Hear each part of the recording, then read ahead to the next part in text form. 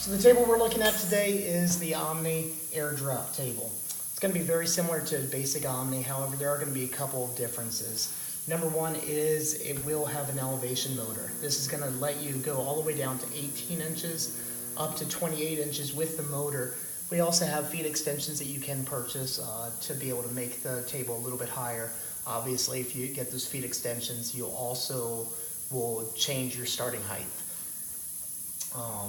After the elevation feature, the next feature is going to be 3 toggle switches back here that will control which drop you actually want to do. The cervical unit is not going to be part of this, it's not going to be part of the AIr drops. However, you will have the dorsal, the thoracic, as well as the pelvic.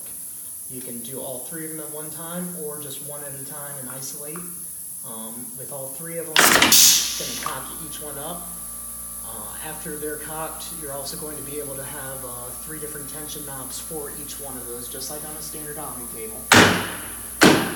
And then we're going to be able to go down through there.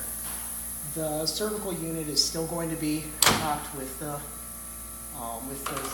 same mechanism, just the hand toggle, and you'll be able to go up for a forward drop or a straight drop.